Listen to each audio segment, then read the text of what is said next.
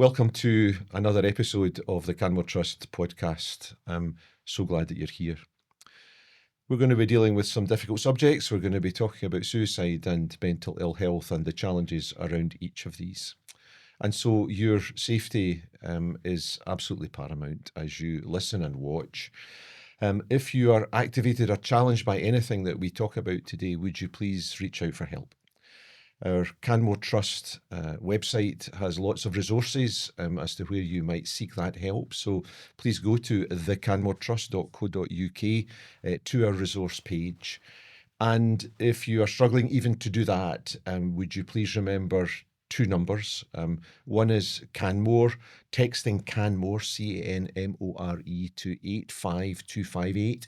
You can do that any time of the day or night, 365 days a year. Or the National Helpline, which is staffed by Samaritans, telephone 116 123, 116 123. We'll repeat that information at the end.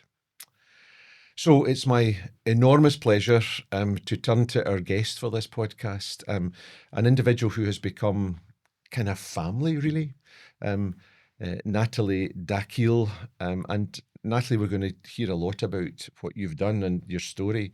But can I just say welcome? It's so good that you're here. Thank you for being part of this podcast. Would you please just tell us about who you are, your background, and where you come from and what your story is? That would be great. Yep. Firstly, thanks for having me here, John. It's a privilege to be part of this. So, I suppose my most important role is I'm a mother to my 6-year-old son, Carlo. He's amazing. I am a co-founder of a place called TEAR, Peer Support Suicide Bereavement Group. I've worked for the NHS since I was 17. Wow. So, was that 24 years, giving my age away here? Yeah.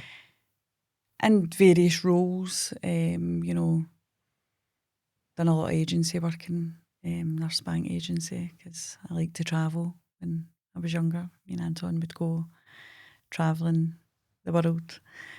So that gave me the flexibility to do that. So I was able to work in all different areas because I was agency staff. And then for 10 years, I worked permanently in mental health, acute mental health, between acute mental health wards and intensive psychiatric care units.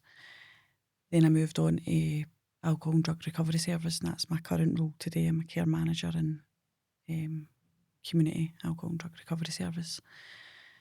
Yep, so that's... And you're a Ouija?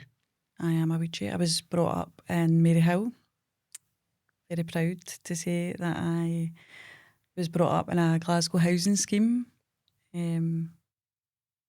Probably the most amazing people I've ever met in the schemes.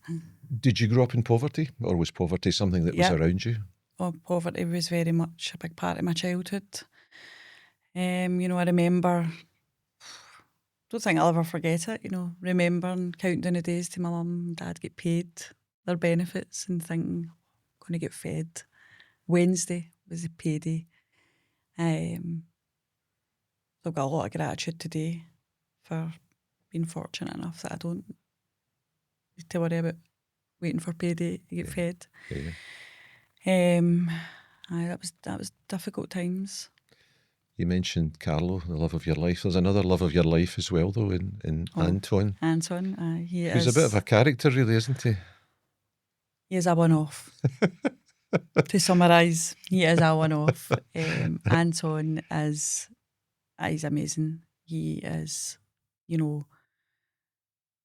the glue that holds everything together, to be honest. He, is supportive of everything that I do and want to do.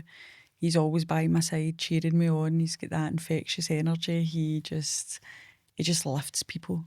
I guess energy is the word I would use to describe Anton. 100%. He's got an endless amount of it. And he's just walked recently from, the West Highland Way, but plus right out to Morar. And maybe we'll talk about that in a wee while, because I'd love to talk to you about a really important part of your story, because obviously suicide has impacted your life. And I'm so sorry for that. You've lost hugely. And that's your dad, Mick. Could you tell us about Mick, please, and who he was, who he is? Yeah. Yeah. So he was 62. He passed February 2024. Sometimes it feels like 10 years ago. Sometimes it feels like yesterday. We really, really miss him. He was a huge part of our life. He was an amazing father. Despite all the challenges and struggles that he faced throughout his life, from childhood right to the end, he was my biggest supporter. He was very, very proud. He used to say he was a character. Massive sense of humour, dark sense of humour. I think I take that from him. He used to always say, you're the only person in our family that's got a mortgage. He was dead proud of that. But when you're brought up in poverty and you've not had much in your life, that's a massive thing. Sure. I always remember, the day that I got the keys to my house, and he was like, oh my God. But he lived a simple life. He didn't really ever really want lots. He used to always say, as long as I've got my family around about me, I don't really want money. I'm fine. I've got food, I've got a roof over my head. Yeah. I'm really grateful for that. He can instill the morals into me from a young age about being grateful for what you've got. He used to always say to me, money's the root of all evil. He used to have quotes, God, I could sit here all day and talk about them, but, he was very much, he was broken, but he always reminded me, no matter how broken he was, he always reminded me, and I'm continuing that on, is that no matter what, you can always be kind. He had no fear, he would face Goliath, but he was gentle and kind. He had a real passion for Scotland. Oh God, he was so patriotic. Like, he could never understand why me and Anton wanted to travel the world. He'd be like, why? Scotland was great. He never travelled. Yeah. Oh, he just couldn't understand why people would go to other countries. He used to always say, Scotland's the best place on earth. And he was a musician. Yep. A self-taught musician. What was his music? What was his genre? Everything. He was an Elvis impersonator, actually. Is that right? He won a competition in the Pavilion years ago in the 80s. He came second. He was a fantastic singer. Music was his therapy. Yeah. My dad lost his mum at the age of 13. He had the same genetic illness as his mum, and she sadly died at the age of 52. So he, had 9 siblings. Wow. You imagine being brought up in council estate with all the siblings, and his father was, he had Irish grandparents. It was very generational, very strict environment. You were just told to go on with it, and I sometimes think that became a problem for him later in life, because he's seen that as a kind of saying how he really felt was a weakness, because that was kind of, he was conditioned to think that way. But he started, he used to listen to Elvis records, and he picked up a guitar and just taught himself how to play, and that really helped him in that adolescence with that grief. And he then went on to play in bands and in all the local pubs, and he was and I love hearing the stories that people come to me now with and say, I remember listening to your dad in the 80s and the 90s, and what a fantastic singer. GI Blues was his party piece. He would have, some people had told me, obviously I was too young to see this, but people tell me that when he played that in the pub, like, people were on the tables, like the full pub was up. It was an uproar. But I listened to every type of music, to be honest. That was my childhood, was listening to music. I would be going into school singing the Beatles and all that. So where does Morar come into? Where does that arise? So he, from a young age, camping, that was his thing. He would go and explore Scotland, and he discovered more R80s with his friends. They would go up, he had an old Volkswagen camper van. They would pile the van up with guitars and tambourines and tents, and they would just drive up to Morar, and they would sit all night round a fire playing the guitar, and that was very therapeutic for him. And of course, when I heard that story, I was deeply moved, because that's the White Sands of Morar are where I proposed to Isabel, because we spent family holidays up in that area as well. So I was immediately really touched by that. So amazing, really fantastic to hear that. Your story of your dad's passing is quite different from our story of losing Cameron. Ours was completely out of the blue. Yours wasn't quite that, was it? Can you share a wee bit about what happened? No, it wasn't out of the blue. It was, I was waiting for that day. I knew it was coming. And that's really hard to accept. My dad had been involved in psychiatric services from the 80s. He took his first attempt when he was 18, and he was detained, and he was in Woodley. I mean, if you remember Woodley, I remember a lot of Woodley, people. Yeah. Now, beautiful houses. Yeah. Yeah. So that was his first encounter with, wanting to end his life, and he kind of dipped in and out of services throughout his whole life. He really struggled. He often said he felt misunderstood. He felt that it was too complex for any practitioner to understand, because he had, when you look at the kind of risk factors, he had the majority of them. He had childhood trauma, when you look at adverse childhood events, he had them. He had that, didn't have that nurturing from his mother. He had so many traumatic events in his life. He found his father, who passed, natural causes, but he was the one who had to put the door in and find them. Never got over that. He had clinical depression throughout his life. He was in and out of services, trying different medications, and he had a genetic illness, a very rare genetic illness, von Hippel-Lindau disease, and even back then, the consultants that he would go and see were like, don't really know much about this. It's so rare.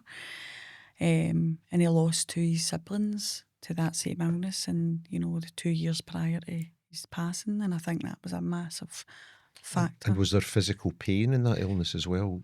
Yep. So, when he was 24, he had both his adrenal glands removed because he had 2 massive tumours on him. So it kind of faulty gene, chromosome 3, it caused tumours to kind of grow in the central nervous system. So throughout his life, he was constantly getting clinically monitored. So a big part of his life was constantly going to hospital and getting scans to see if there was any new growth, if the existing growths had got bigger, did they need surgery.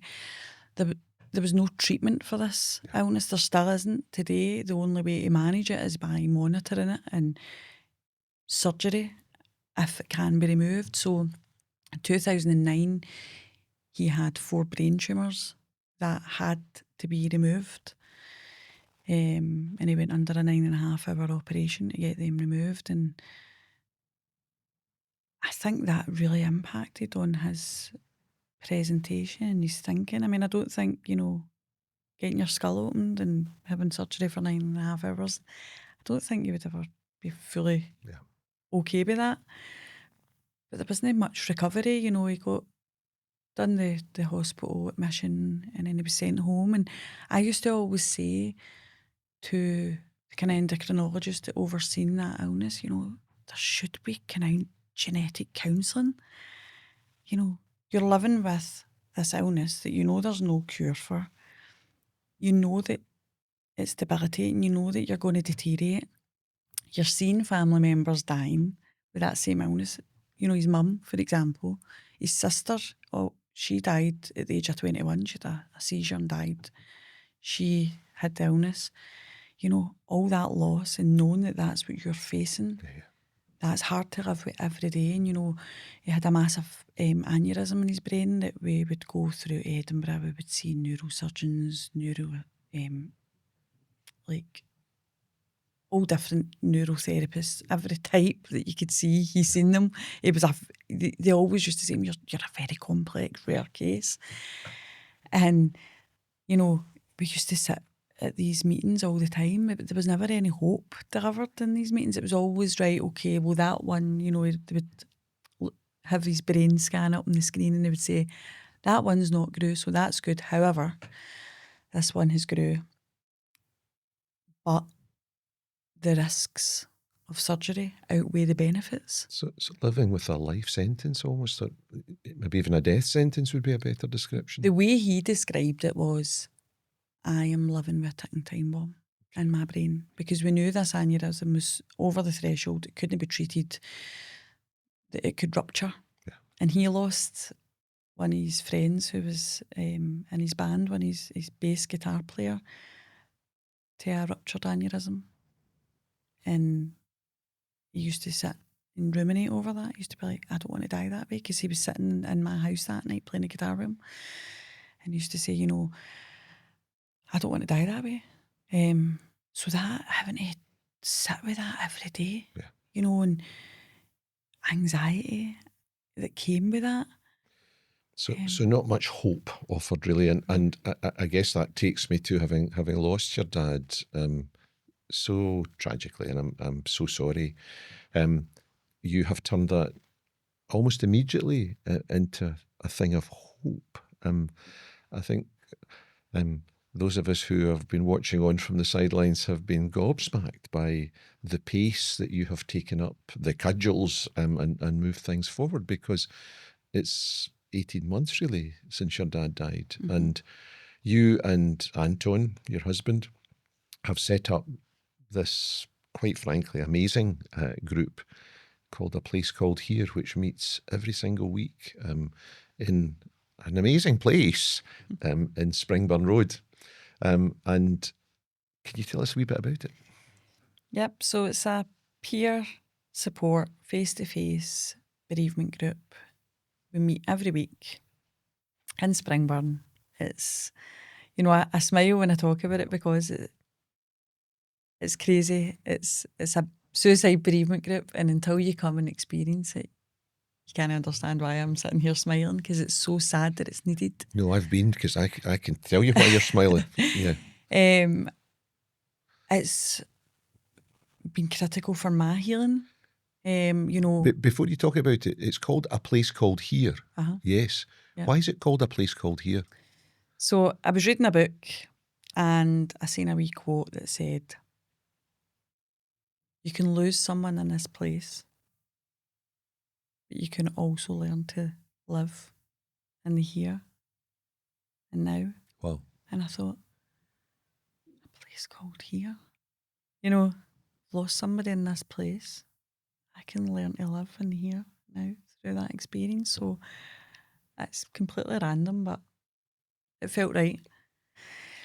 So we meet up, you know, it's as you know, John, you've been there, it's an informal kind of setting. You come in, you get a hug, you get a cup of tea. You don't need to have a hug if you don't want to, but it's there. It's always an offer. Anton loves hugs. Hugs are important, aren't they? Yeah. Why do you think hugs are important?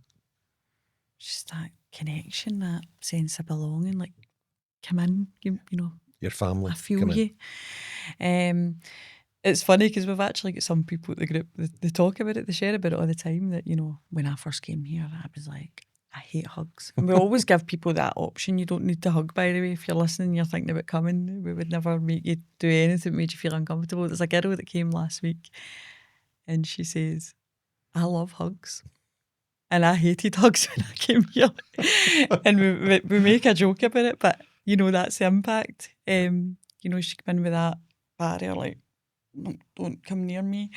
And now she's dishing out hugs, especially to newcomers. But it's an amazing place. It's so needed. It's sad that it's needed. You know, sometimes I sit and I think, I see how busy it is. It's extremely busy. And And I'm always like, Anton and I speak about this all the time. Like we're always really happy when we see a newcomer because we think, oh yes, you found us. Yeah. But there's always that feeling of sadness that you need us. Yeah. It's the best thing that I've done. I was really apprehensive about it when Anton and I came up with the idea, because when I lost my dad, I really struggled to access support when I needed it. Yeah. So I went to the GP. I said that, I've lost my dad to suicide. Can you help? And, understand that they're limited in what they can offer. And, I had PTSD symptoms. I was getting flashbacks of that night. And I was waking up and I had anxiety. I had anxiety about who was going to go next and just really complex feelings and emotions. I just didn't know how to deal with them. And I went to the GP and he was like, well, we could offer some sleeping tablets or some antidepressants. And I was like, thanks for offering, but it's not for me. I need to be a mother. I don't want to be sedated. I need to function. Isn't it interesting that there's an assumption almost clinically that grief and depression are the same thing, and they're not? I wasn't depressed. You were grieving. I was traumatised. Yeah. I've tried to make sense of this chaos that had entered my life and turned my whole world upside down, and my family's. It wasn't just my grief, my son's grief. Yeah. I was grieving for him. I was grieving for my mum. Yeah. She lost her lifelong partner, 43 years, and that that breaks your heart. Grieving for Anton. My dad was very much like a father figure to him. So I didn't know what I expected, but I just knew that medication was the route I wanted to go down. I almost wanted to get through the emotion. I was very, on reflection, I was very naive. I thought I just need to get through the stages of grief. See, once I get through the 7 stages, I'll be back to normal. Yeah. Wow. Can I just stop you there for a moment, because this is really important, because you work in mental health. Mm-hmm. Yeah. And you're saying that with all those years of experience, you came to this incident in life naively. Mm-hmm. Okay. That was the same. I had worked in the National Health Service for 30 odd years. Yeah. I'd dealt with patients that had taken their life. I had grieved losing other family members. But this was something completely different. Yeah. And nothing in life prepares you for this. Nothing. This is the Beecher's Brook. This is the falling at the first. This is the big deal. Yeah. And so I guess I'd like people who are watching and listening to understand how complex this actually is. It's utter carnage, and it's utterly complex. And yet in the midst of all of that, despite your naivety and all of that stuff, you found a way forward. Yeah. I had to. I remember sitting in one of my darkest days. So I was off work sick. I couldn't return to work because I need psychological input, but I was sitting on a waiting list for that. So I was sitting in limbo. I didn't want medication. I couldn't access counselling because I had PTSD symptoms, so I didn't meet the criteria for that. I couldn't get psychology, so I was sitting and I thought, I used to try and distract myself away from my pain because it was an easier option. Yeah. And then one day I just thought, I'm leaning into this. I believe that that's where my growth took place. I thought, I'm going to sit in this. And I remember saying to Anton, I need to sit in this for a few days. I need to stop distracting myself because I was manic. I was doing anything to run away from my pain. I was decorating. I was booking holidays to Legoland and all that. Anything to get away from my reality. So I thought, I need to sit in this. And I remember sitting in it and thinking, I have 2 options. This is going to consume me for the rest of my life, or I turn this into some purpose and help others. Hopefully give people help that I haven't been able to access, and help that my dad didn't get. And so you birthed a place called Here, and I had the immense privilege of being there on the first night. And I can't tell you how much of a privilege it was. You guys were unbelievable. It was like sitting in your front room. Yeah. And that's what you've made it. It's your family.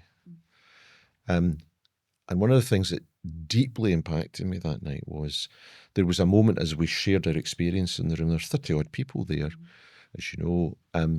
And I think there was a moment when we all cried together. There was a moment when someone shared their story that we cried together. And then about 10 minutes later, everyone in the room, even those that were just weeks out from this trauma of losing someone to suicide, we were all laughing together. And that's the amazing thing that you've created, because you go with the flow of emotion in the room. And I remember the first time I laughed after Cameron died, and I thought, Cameron, I'm really sorry. I promise you I won't do that again. And then you laugh again. You think, well, the clouds didn't fall out the sky. It was okay. Maybe it's okay to laugh. So to take people on that journey together in the comfort of no judgment, and that's the beauty of what you've done. Yeah. Everyone just understands each other. They get each other. There's no need for an explanation. There's no need for any but. It's, you're in this together. Yeah. And you've created this remarkable thing. So thank you. Thank you for being part of it and supporting it, John. Well, you guys have done it. Yeah. I know, but it's, you know, they say it takes a village, doesn't it? But it's just, as you said, there is no judgment, you know, and I think that's been really helpful for people because people openly share about it week in, week out, about how they fear judgment. Yeah. They've experienced judgment, you know, and that's why they end up holding on to it, and they push it down. They push it down because they can't speak about it freely out there because there's that fear of judgment because of the stigma when they come into the group, and that's me included, you know. On a Wednesday night, you just, you know, you just let that go, and nobody in that room is going to judge you. Yeah. There's, you know, you're just met with understanding, and that's sometimes all you need. Yeah. Certainly, what I've needed. And I'm aware that you come in and you dump that stuff, but I'm also, I suppose, my vision and my passion is like, so we dump that stuff, but what do we do with it? Yeah. So that's how we come up with the idea of the wellbeing events, you know, the blended approach. So we have our safe space on a Wednesday night, and you come in and you dump all that stuff. It got me thinking about, but what do we do with that? You know, people are screaming out for help. They can't access services when they need it. That was my experience.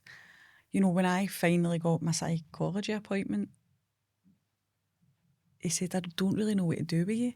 Because by that point, the group was up and running. You know, I was doing okay. And we briefly spoke about my dad, but we ended up doing grounding and meditation techniques, which I love anyway, but the opportunity was missed for me. Yeah. So I'm very aware that people are coming to the group that have maybe not had the early interventions that are needed, and they're dumping all that stuff. And I'm like, what do we do with it? So we offer wellbeing events. Actually, our next one's on Sunday. And what that does is that gives people a taster session of practices that they would maybe never have been able to access. You know, wellness is very much a middle class sport. And I know that because I've always been into wellness and it costs a fortune. Yeah, indeed. And that's one of the things that you know, Anton and I, we sat down and we spoke about what is our vision? What do we want to give people? What's been helpful for us? So we know we've always practiced wellness, you know, simple techniques. It could be gratitude, teaching people about gratitude, you know, breath work, meditation, relaxation techniques, exercise, getting people moving again, things that are good for your well-being. Yeah. So how do we do that? So we're like, well, let's put on events, and they get offered to the group free. That, you know, there's no pressure. You can come. You don't have to come. You can come and take part of that day because they last for about 4 hours. And we hire practitioners to come in and deliver those practices. And that's been mind-blowing for Anton and I to watch, because we know that stuff works for us because we've done it for many years. I think people call us New Age hippies. Anyway, but seeing people, we've got one guy that comes to the group, and I know he doesn't mind me sharing this, very old school guy, born and bred in Glasgow, and he said, this thing that I'm going to Hen on Sunday, it's a sound bath. I mean, I don't know what that is. Do I bring my swimming trunks? I says, no swimming trunks. I says, however, come with an open mind. Try it. He went, right, I'll do that. So he came and he got a sound bath and he got a wee bit of Reiki and breathing techniques. And wow, what a journey he's been on. He is now on his own journey. He's booking into all these different things. And a couple of the people in the group, they're meeting up now outside the group and going, oh, I found this wee sound bath, sound healing on Eventbrite. He's free on Thursday night. And, So that's such an important point. And I wondered if you would share with us what you found out about yourself on this grief journey. Well, I found that grief does not go away. It's with you forever, but you learn how to carry it better. I've learned that I am resilient, but I'm also vulnerable, and that's okay to be both. I've always seen myself as a very resilient person, and when that happened to me, I was the most vulnerable I'd ever been. I've learned to accept that's actually okay. You can be both. Yeah. And do you think, just in passing, that that's what is most impactful with the people that you work with? Because they see that duality. They see someone who is moving forward, maybe not moving on, because I'm not sure we ever move on from these events that we're talking about, but you do start to move forward, yeah? But they're seeing you moving forward, but also your profound vulnerability, yeah, and how you share so openly. So that for me is the magic ticket. That's for me is the Harry Potter stuff. Would you agree? 100%. And Anton and I both share this in the group. We have our bad weeks. Yeah. And I think people from the outside maybe think, oh, she's doing amazing. She's working full time. She's running a group, and that's not the case. I have bad weeks. Things come up and, they hit you. And I share that at the group. How can I tell somebody else to be vulnerable and not be vulnerable myself? Yeah. So I'm always mindful that if I'm not feeling great and something's come up for me, I share that. Thank you for sharing that, Natalie. A really important part of these podcasts is that we don't shy away from the most difficult of questions. Okay, and here comes a really difficult question. Despite all that the Canmore Trust is doing, despite all that you're doing, despite what so many people are doing, the suicide numbers in Scotland are not going down. What's going on? I mean, that is a difficult question. There's no magic answer to that. I think there's so many factors. I think my personal opinion of that is there's quite a few things, I think stigma's a big problem, especially within men. I think that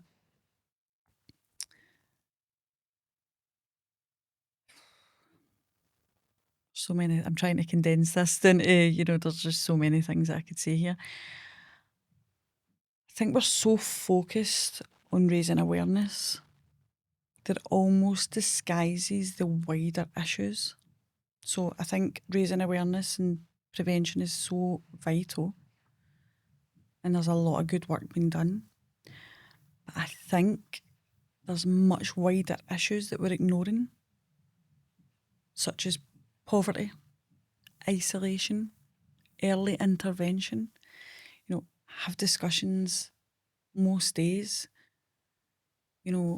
especially at the group, about how they can't access what they need when they need it.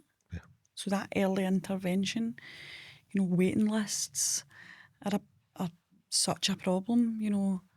People say how they feel and then they can't access what they need when they need it. I waited 2.5 years for psychological services after Cameron died. The triage person who phoned me every 2 or 3 weeks to say, now, Mr. Gibson, we became John and her name, all first name terms.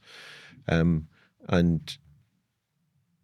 I was on the waiting list forever and ever and ever. And then she phoned one day and she said, just to let you know that it won't be me that phoned you again. She burst into tears and said, I can't deal with this anymore. I can't just keep phoning people up knowing that there's such little movement on these waiting lists. I know. Yeah. And I think we're almost creating a two-tier system as well. A lot of people are now paying privately Indeed. for therapy. And, you know, some people just can't do that. So that adds to the closed loop of poverty again. Yep. I'm feeling suicidal because, or the reality of suicide is hitting me because I've just in this loop of poverty. I try to get help, I can't get it, I can't buy it the way that perhaps other people might, and it just goes round and round and round. You said earlier that we're ignoring poverty. That's a really, that's quite a comment. Yeah. Well, we are. That's the reality. What are we doing for poverty? Do you think our politicians are ignoring poverty? Absolutely. Yeah. I know they are. Is it because it's too difficult to deal with? Aye. And I think that's how so much is getting ploughed into, you know, suicide prevention, which again is vital. However, is it maybe because it's, you know, that's something we can do, but we can't actually deal with the wider issues? Yeah. Or we're just choosing to ignore them because it's, you know, I almost feel like we're paying lip service to a problem we can't fix. Okay. And that's through speaking to people every day that feel that way. Yeah. You know, so it's real, it's happening. That's the reality. I'm really grateful for you for sharing that so clearly, because I think it is the reality. In the Canmore Trust, we talk very much about good quality postvention today is tomorrow's prevention. We stumbled into that. I don't claim any great, you know. Love it. Yeah. It's kind of what you're doing. Yeah. And one of the things I love about what you're doing is, and this is so important to me, about community, because community saves lives. Yeah. And that's what you're generating in a place called Here. It's a community. And one of the things that's so important to us is that we bring together those who have made an attempt on their life and survived through that trauma, through that brokenness, now meeting people who have lost utterly to suicide, because these were two distinct groups before. Yeah. And they're coming together, and you're doing that so masterfully in Springburn. So thank you for doing that. What do you think of that concept of good quality postvention is tomorrow's prevention? 100% agree with it. I can bring that to life, but I'll share quickly a wee story. And I've got consent to share this because I've asked the two group members. We're actually posting some videos for Suicide Prevention Week of our group members speaking, so these stories will go out in our social media.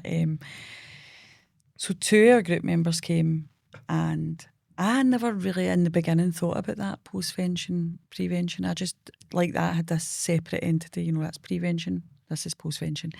But I get it now. So these two group members had came and they were suicidal. They couldn't see a way forward. They were absolutely heartbroken. Could not see a way forward with this tremendous loss. And coming to the group and breaking the power of that and sharing that and having that support there and then, you know, they're both doing amazing now, you know, and they're really passionate about sharing that because they want to give other people that are feeling that way hope. Yeah. And they says to Anton and I, you know, you saved our life. And I'm like, what do you mean? And they're like, well, if I didn't have this safe space to come and say how I felt without judgment, being met with that understanding, you know, I would not be here. I would not be here. And you have gave me hope. And look, can we just hold that for a moment? That's a remarkable statement. That remarkable statement is that there are two people that wouldn't be in this world facing the utter carnage that you and I have both faced, our families have faced. Those people would not be here moving forward if it hadn't been for your intervention. Yep. And I'm just going to hold that space for a second, because there will be people who are watching this and listening to this who have so struggled. They're on that internal loop of repeatedly thinking, perhaps even planning. I just want to hold this space for them just for a moment to say, please be here tomorrow. Please be here tomorrow. You're offering hope. Despite all the upstream stuff being so difficult, Natalie, you're offering hope for people. And I'm just so grateful for that. So I'm going to ask you to do a really difficult thing now. Okay, I'm going to push a blank sheet of paper across the table to you. You're holding all power for a second, okay? Yeah. Sorry, Anton. Watch this space, boy. You're holding all power for a second. Blank sheet of paper, limitless budget. What would you do to bring down the suicide rate in this country as quickly as possible? I'm going to do an extra podcast just Whole for that podcast question. on that, yeah. Right, try and summarise from probably order of priority. I would, with an unlimited budget, I would absolutely have more beds, mental health beds for crisis situations, more staff across all sectors. We need more people on the ground to be able to manage people appropriately in the community. I would make it mandatory in schools that part of the curriculum would be about, part of that curriculum would be about mental health, but also coping skills, how to deal with. So suicide safety planning? Yep. Yeah. Absolutely. Education, get the children. We need to get in there. With an unlimited budget, we'll tackle poverty. Housing, where we have a housing crisis in Scotland, and it's a massive contributing factor to the deterioration of mental health. We need to get that right. This might be a bit left field, but with an unlimited budget and a blank piece of paper, I would bring policymakers, cabinet secretaries, health ministers, I would bring them down into the real world, in touch with reality. Bring them into your services, see what the challenges we are really facing. Bring them to a place called here. Bring them to a place called here, bring them into services, bring them to service users, have discussions with people that are really struggling. I wonder if that would change. So can I just hold this space for a moment as well? So we've got a Cabinet Secretary for Health who may watch this podcast. An open invitation to come to a place called here. Absolutely. You'll be so welcome. Absolutely. And you would learn a huge amount. I think you would learn so much for the people that are directly impacted, and I think that would maybe, hopefully, change how they make policy. Yeah. It's really hard for us who are left behind to hear politicians talk about what they are going to do, what they are doing.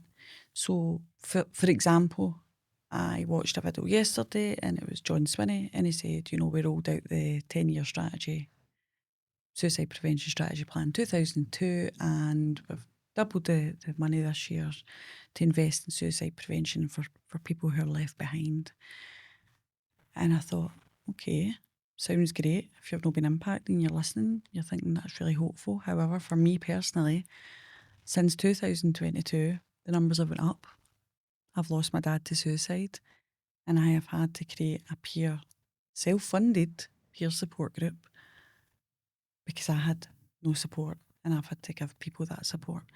So I look at that and I think, we're 3 years into it, and I'm realistic that things don't happen overnight, like these things take time. But it weighs heavy on families that are left behind listening to that. Yes. Because the approach may look good on paper, but how is it being delivered? And maybe behind the scenes it is, and we're going to see the longer term benefits of that. Yep. And I've had this discussion in the group because I think it's dead important. It's something that really affects me. Very interesting that most people in that room come back with a very similar response, that's really difficult to listen to. Really difficult. So here we are attempting to offer hope and actually struggling to offer hope to individuals who are hearing that political message.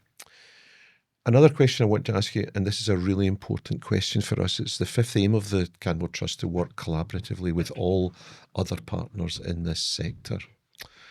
We've worked collaboratively, we continue to work collaboratively.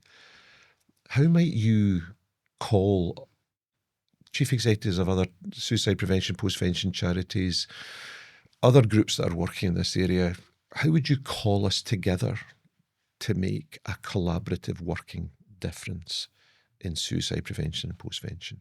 Like, communication is key, isn't it? It's about putting yourself out there, contacting people and saying, this is what I do, this is what we offer. You know, let's get together, put egos aside, put gatekeeping, put all that aside. We're all in it. Now, hang on a wee minute, we're going to put egos aside, are we? Yeah. Yeah. Wow, I love it. Because you're speaking my language now. You know, let's put all that aside, because see, at the end of the day, our aim and our mission is that we all want the same thing. Yeah. Right? So why don't we work collaboratively? Yeah. Like you and I, for example, you know, we met through tragic circumstances, and now people come to my group and I think, okay, you may not be ready for this type of setting. Yeah. However, I know an organisation that I think could potentially help you, and that's how people then go to the Canmore Trust, and then they may come back to us, and vice versa. Well, very much vice versa, you know, because we've got people who have been through our Experience Friends support, and then they've found this amazing place called here, and they report back and say, this is two sides of a coin, we love this, you know, this is great. So so collaborative working is a big part of what you offer as well. We need to all get together and just say, right, what can we do? It's like building a scaffolding around somebody, isn't it? Or the different supports, because everybody needs different things. Sure. And if somebody comes to your service and that's no for them, that's absolutely fine. But get to know what's out there. Give them that resource. So you're working flat out with this, you know, you and Anton are flat out with this, you know, every week, you know. And I said to you when you set it up, are you sure you can sustain every week? Are you sure? You are. It's amazing. Yeah. It's a two-way street for you. You give and you receive. But what about Natalie in terms of pastimes? What do you do? What are the things that you do? Are you reading just now? So first of all, what do you do? What are your pastimes? And then secondly, if you're reading, what are you reading and how's that impacting you? So, you're right, we are absolutely flat out. We are spinning 100 plates. We both work full time. We've got a son. We've got families. You know, you're trying to, it's about balance, isn't it? So I have non-negotiables, I call them. So my non-negotiables are having me time.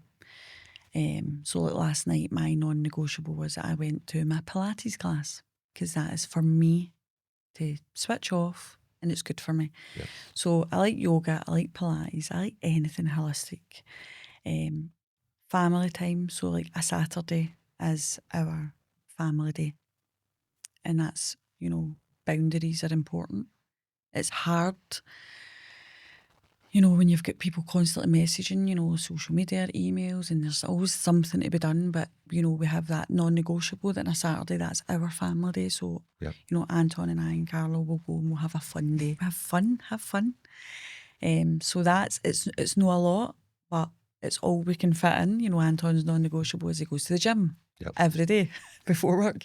We get out in nature, you know, switching off of the screens and the, you know, if I'm in the house, there's always something to be done in the house. So, like, let's go a walk.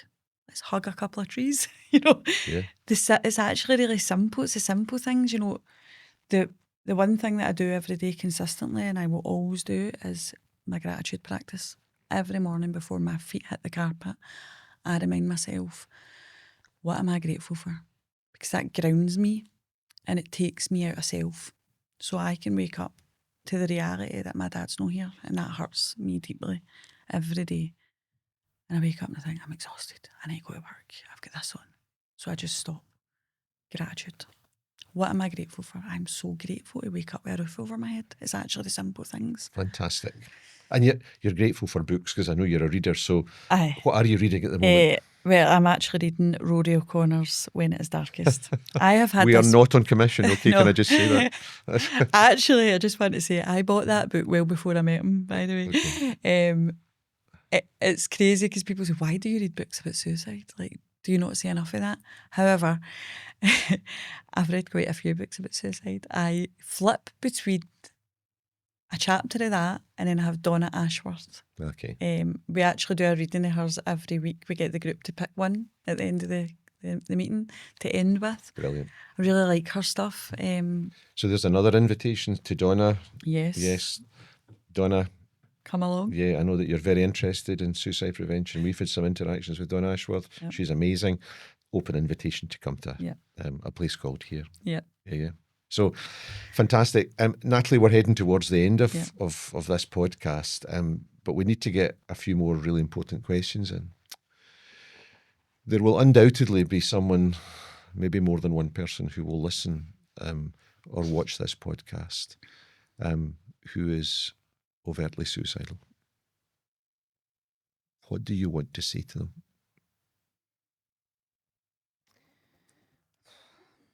You know, I suppose acknowledge that the pain is unbearable, but it's temporary.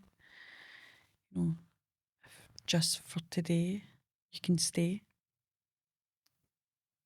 You know, reach out. And I get that that may be difficult for people that have reached out and not received the support that they need. So I know sometimes that can be hard to hear. But what I will say is keep reaching out.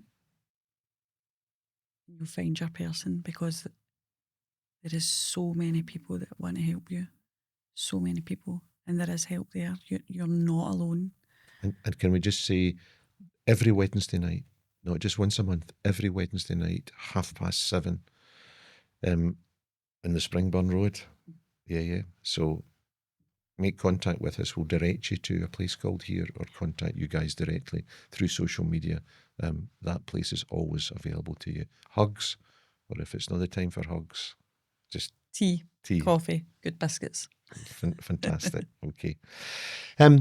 Strange question to ask at this time in the podcast. Have you got any unfulfilled aspirations or ambitions for your life? No, I mean, I suppose my aspiration is to grow a place called Here. That's my purpose now. I know that. Do you mean there's more coming? There's more coming. Are we going to have to clone you and Anton to do that? Hi. I think that... Maybe Carlo is going to grow up and take it on as well. Yeah. He is, he loves the group. Yeah. Yep, he loves the group. He's very proud. And it actually got an email from the head teacher the other day to say that during assembly they were talking about nurture, and Carlo put his hand up and said that we don't, parents don't just nurture their children and their friends, but they also nurture other people. And my mum and daddy do that through their group every week. Amazing. I know, it was Amazing. one of the proudest moments of my life to read that. The head teacher felt it was important to share that with us about, and she thanked us for the amazing work that we're doing. I've got a couple of more questions for you before we finish, and one's a really important one. You have told me before that you haven't really cried since your dad died. Yep. Yeah. I think there'll be people who are listening to this and watching this who are in exactly the same situation. And sometimes they feel a wee bit like an alien life for them because of that, because there's lots of people crying their eyes out round about them. What does that feel like, and what would you say to those people? I think it's a total individualised thing. Like, there's nothing wrong with crying. No, Anton cries all the time. And so, I've had this conversation when we used to say, I wish I could cry. My dad cried all the time. Yeah. I don't cry, but I feel. So You feel the sadness? I'm all right with that as long as I feel. Okay. I acknowledge the feelings. Yeah. I feel sad, I feel angry, I feel heartache. So as long as I'm feeling, I'm not too bothered by the tears. That's so helpful. Although I did have my first tear the other day. Really? And it was I was at the fire service doing a pop-up stall for a place called Here, and a man was playing acoustic guitar, and he played a song that my dad used to play, and I just get this overwhelming feeling of emotion. Wow. I didn't bawl my eyes out. I had a trickle. Yeah. But it was the first I went, oh, and I was all right with that because I know it's okay to cry. But I guess what you're saying is it's being connected with that grief, that how that feels to you. Yeah. My final question to you is an interesting one. You've kind of touched on it already, but it's really helpful for people who might be watching or listening. You're carrying a lot. Full-time work, spinning plates, Carlo, Anton. He needs hugely looked after, clearly. Yeah. And then you've got this thing called a place called here. You're carrying a lot. How can you assure me that you're going to stay safe today and stay safe tomorrow and the next day? I've got people that I can speak to, and that's what I do. I share. I break the power of how I'm feeling because the feelings come in. Burnout is a thing. I had that before a place called here, just with my working life. So I have boundaries. Boundaries are so important. So when I am feeling that exhaustion kick in and I get asked to do something, I have to ask myself, what will this cost me? And if it's going to cost me my peace, I need to say no. The boundaries need to be firm. So saying no is okay? Saying no is okay. I'm ruthless with that, by the way, because I know how much it costs. If you're running on empty and then you're asked to do something else and you're like, I really want to do that, but it's okay to say, I would love to, but right now is not the right time for me. Okay. However, let's revisit that. That's okay. Yep. A journal, that's been really helpful for me. Yep. Because I sometimes by the end of the night, I'm all peopled out. Yep. I surround myself with people all day. Yep. Talk all day. I mean, I love to talk, right? But I actually love sitting in the silence and journaling my feelings. Yeah. And I love that because I go back and reflect on it. Sure. And it shows me how far I've came. I identify a pattern with that. I go, an encouragement. The days that you're just running on adrenaline, when you actually put it in paper and you reflect back on that day, you go, oh, I really was struggling that day. So journaling, talking, boundaries, I keep it simple. I'm fortunate that I have good people in my life, and a lot of the people are the group members. Yeah. Because they're no judging how I feel because they feel the same as me. Yeah. And sleep. Really important. Sleep hygiene. Great. Cut the caffeine out and get to bed. Natalie, it's been an amazing opportunity to chat with you. You're so affirming and so encouraging. Hope is such an important word. Not false hope, but genuine hope. A place called Here absolutely offers that. I've heard it said that hope, HOPE, stands for hang on because pain ends. Okay, you've demonstrated that today. That you've shared that today, and so let's leave with that absolute consideration of hope. Natalie, it's been great to talk to you. I'm so grateful for you being here. Thank you. And thank you for not just for you, for your friendship, but for all that you're doing. You are kicking ass in suicide postvention in Scotland. And for that, I'm utterly grateful. Thank you so much. Thank you, John. And so let me just say we've dealt with some big stuff today. Thank you for being here. If this has affected you and impacted you, would you please not just walk away and say tomorrow will be a better day without reaching out? Please reach out so you can get all of the resources, many that we've talked about today and others on the Canmore Trust website, thecanmoretrust.co.uk.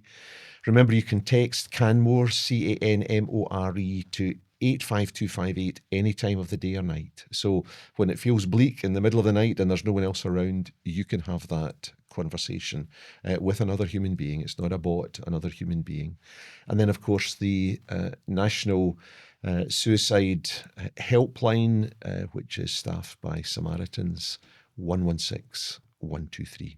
Thank you so much for being part of this, the Canmore Trust podcast, and we hope that you'll be part of a future episode. Stay safe, stay well. Bye-bye.